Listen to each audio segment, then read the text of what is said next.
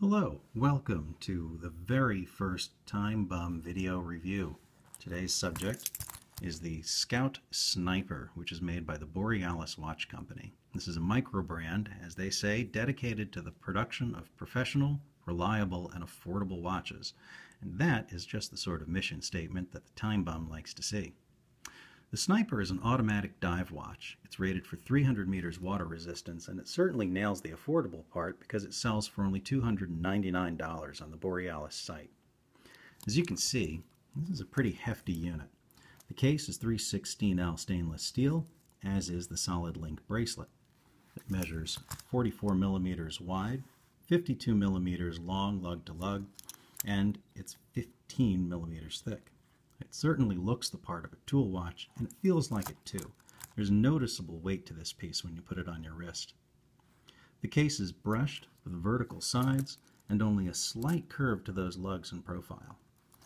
We've got a nice fat screw-down crown at 3 o'clock that is both signed and textured. It's got a good grippy knurled surface. The size, I found, makes it very easy to operate, but I'm grateful for these crown guards, not just for the protection they offer, but also for the fact that they help visually balance out that very large crown. The case back, we can see here, there we go, is decorated with the image of a mermaid, very nice, and inside there you're going to find a Seiko NH35 movement.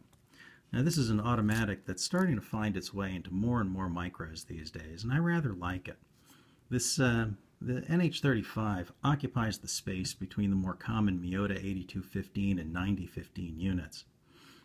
Like the 9015, it's got 24 joules and a power reserve of over 40 hours.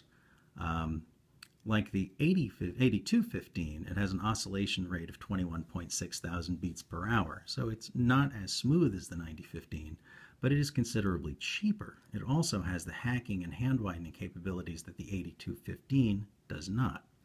And I have noticed that the Seiko's rotor is much quieter than any of the Miyotas. You don't get any of that rotor rattle when you move it back and forth, and I kind of like that. I'm beginning to prefer the Seiko in many ways.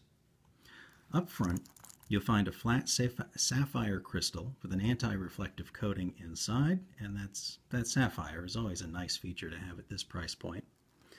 The unidirectional timing bezel is very tall, as you can see, with an aggressive gear cut tooth that I like, but that's still comfortable to operate and easy to operate. Gives it also a good industrial look. Got 90 clicks around the dial, very smooth, easy action, positive detents. The only criticism I have is that there's a little bit of play in it. I kind of wish the action was just a shade tighter. I don't think it's bad enough that it's going to move out of place, but again, it's a small thing.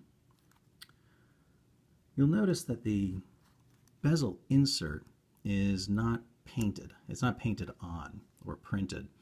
These are actually recessed into the dial and then filled with paint, which I think is a nice touch. Now the paint in there is not luminous paint, but we do have, at the top center there, we do have a T25 tritium tube, and I'll tell you a little bit more about that later.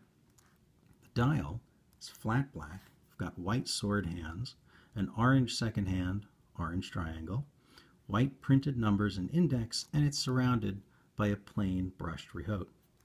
We've got a black on white date dial at 4:30, and I noticed that the watch seemed to be a little bit smaller than its 44 millimeter size might suggest. And I think there are a couple reasons for this. First, obviously the bezel is smaller than the case. The bezel measures about 43 millimeters. The insert also, of course, is a little smaller than the bezel itself, but the index on it fills up a lot of that black space. So as a result, when you're looking at it, your brain is going to register that black space before anything else. It's going to see that it stops before the rest of the case, so you're not going to notice the rest of the case as much. And because most of that area is filled with a white index, the bezel is going to appear narrower. I think this gives the watch a smaller looking face than it actually is, which makes it a little bit more versatile than if it filled all of that bulk. Now let's talk about those tritium tubes. If you look on the markers and on the hands, you can see them pretty clearly. Now tritium is pretty interesting stuff. It does not require any light to charge, and it does not fade like a conventional luminescent material. Instead, those tubes are filled with tritium gas, and the inside is painted with fluorescent paint. Now, the tritium undergoes a low-level radioactive decay. As it does, the electrons it emits makes the paint fluoresce. This takes decades to lose its glow, not minutes or hours, and the effect at night is really quite cool. Now, Borealis went the extra step on this because the Arabic numerals in here are treated with a conventional luminous paint.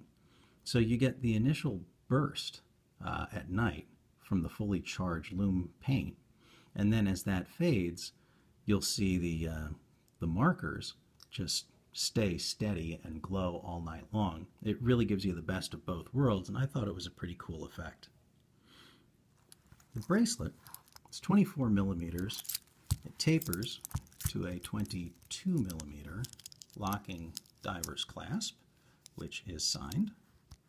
The clasp has got very firm action, maybe a little bit too tight when you first use it, but honestly I would rather have the lock be a little tight than too loose and run the risk of having it pop open. I don't think there's any risk of that on this one. Solid end links, solid links, micro adjustment on the clasp. And I found when I replaced the bracelet that the tolerance in here is incredibly tight.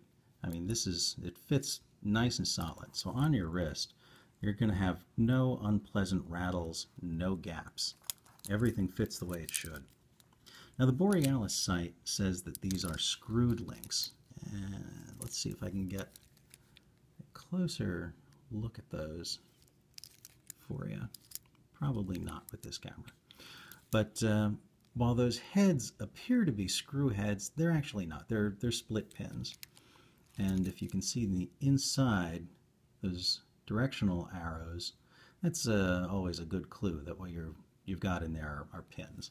I don't have a problem with this. Actually, I find split pins much easier to use than screwed links, but it is an error. Now, I kept the watch on the bracelet the whole time I wore it, and I was quite pleased. I think given its size and its weight, it would be a little top-heavy on a NATO.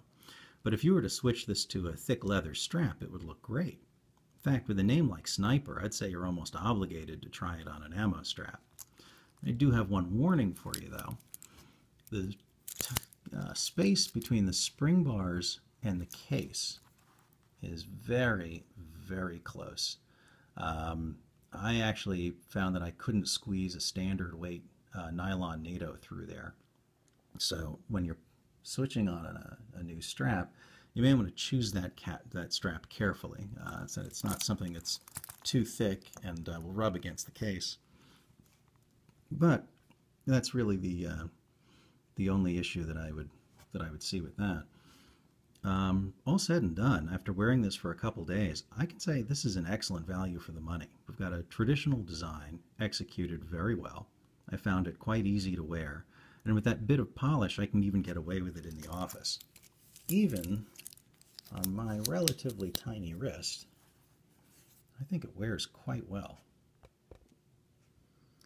So, it looks like a serious machine. It feels like a bank vault, functions beautifully day or night, and it's only $299. All said and done, I would say the Time Bum approves. Thank you very much. I'll see you next time.